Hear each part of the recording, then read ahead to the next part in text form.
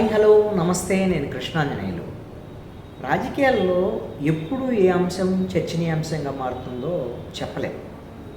ఇప్పుడు తాజాగా రాజకీయంగా చర్చనీయాంశమైనటువంటి అంశం ఏమిటి అని అంటే, ముఖ్యమంత్రి చంద్రబాబు నాయుడు, మంత్రి నారా లోకేష్ వాళ్ళ కుటుంబ సభ్యులకు సంబంధించినటువంటి విషయం.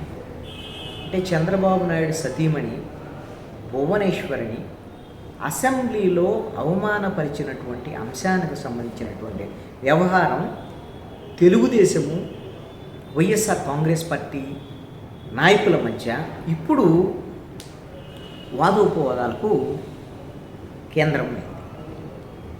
గతంలో ఇదే అంశం మీద అసెంబ్లీలో చంద్రబాబు నాయుడు సతీమణిని అవమానపరిచారనేటువంటి దాని మీద చంద్రబాబు నాయుడు అసెంబ్లీ నుంచి బయటికి వెళ్ళి ఆవేదనతో తాను ముఖ్యమంత్రిగానే అసెంబ్లీలో అడుగు పెడతానని తెలుగుదేశం పార్టీ ఆఫీస్కి వెళ్ళి ప్రెస్ మీట్ పెట్టి తీవ్రమైనటువంటి మనోవేదన గురయ్యి కన్నీటి పర్వంతమైనటువంటి విషయం అందరికీ తెలిసిందే.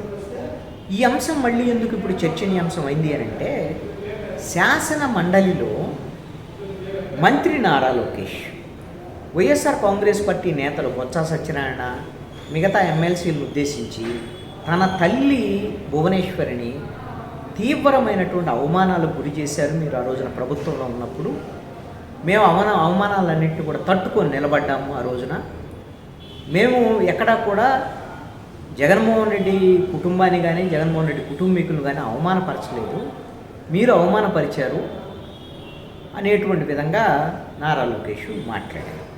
ఈ అంశం మీద మాజీ మంత్రి అంబటి రాంబాబు ఈ రోజున రెస్పాండ్ అయ్యారు. ఆయన ఒక ఛాలెంజ్ కూడా విసిరాడు నారా లోకేష్.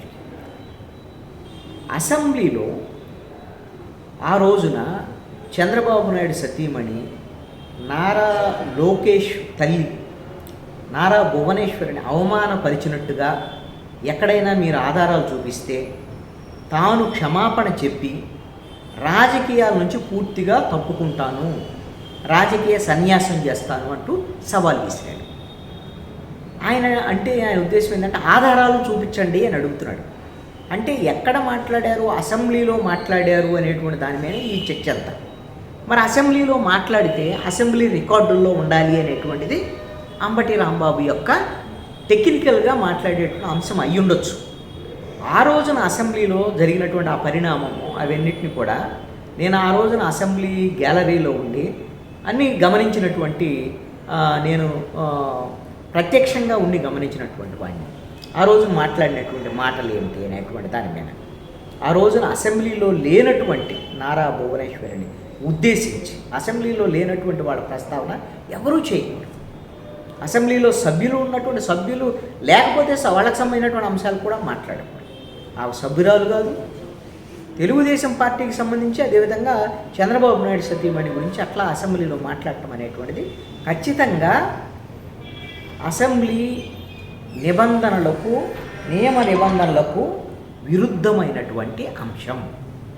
అయితే ఆ రోజున ఎక్కడా కూడా అసెంబ్లీ రికార్డుల్లో ఆ విధంగా రికార్డులోకి ఎక్కనటువంటి అంశం అది. ఎందుకంటే ఈ రోజున అంబటి రాంబాబు ఆ మాట అనటం వెనక మీరు ఆధారాలు చూపిస్తే నేను క్షమాపణ చెప్పి రాజకీయాల గురించి తప్పుకుంటానండి అంటే అసెంబ్లీలో మాట్లాడినప్పుడు అసెంబ్లీ రికార్డులో ఉండాలి కదా, మీరు రికార్డులో ఉంటే తీయండి అనేటువంటి ఉద్దేశం అంబటి రాంబాబుది అయి ఉండొచ్చు. మరి అసెంబ్లీలోనే మాట్లాడినప్పుడు రికార్డులో ఉండాలి కదా. రికార్డుల్లో ఉండాలి అని అంటే ఎవరైనా సరే స్పీకర్ నుంచి అనుమతి పొంది ఆ అనుమతి వచ్చిన వాళ్ళకి మాత్రమే మైక్ వస్తుంది. ఆ అనుమతి పొంది మాట్లాడేటువంటి వాళ్ళ మైకులో వచ్చినటువంటి అంశాలు మాత్రమే రికార్డుకి ఎక్కుతాయి. అది ఆడియో కానివ్వండి, వీడియో రికార్డులు కానివ్వండి. అదేవిధంగా ప్రతి అసెంబ్లీలో జరిగేటప్పుడు ప్రతి సభ్యుడు మాట్లాడేటువంటిది ఏది స్పీకర్ మైక్ ఇచ్చినటువంటి వాళ్ళకి సంబంధించినటువంటి మాటల్ని అక్కడ ఉండేటువంటి స్టెనోగ్రాఫర్స్ నోట్ చేసి రికార్డ్ చేస్తారు వ్రాతపూర్వకంగా కూడా. ఇవి రికార్డులో ఉండేటువంటి అంశాలు. ఒకవేళ అవి అన్పార్లమెంటరీ లాంగ్వేజ్ అనుకోండి, స్పీకర్ కింద ప్రకటిస్తే రికార్డుల నుంచి తొలగించామంటే అవి రికార్డుల నుంచి తొలగించబడతాయి. అయితే ఆ రోజు జరిగినటువంటి పరిణామం ఏమిటి అంటే, ఆ రోజున మాట్లాడినటువంటి వాళ్ళు చంద్రబాబు నాయుడును ఉద్దేశించి చంద్రబాబు నాయుడు సతీమణిని ఉద్దేశించి మాట్లాడినటువంటి వాళ్ళు మైకు అధికారికంగా వచ్చి మాట్లాడినటువంటి వాళ్ళు కాకుండా ఎవరో మాట్లాడుతుంటే వెనక నుంచి ఆ విధమైనటువంటి మైకు లేకుండా మాట్లాడినటువంటి వాళ్ళు, అవి రికార్డులోకి ఎక్కేటువంటి అవకాశం లేదు.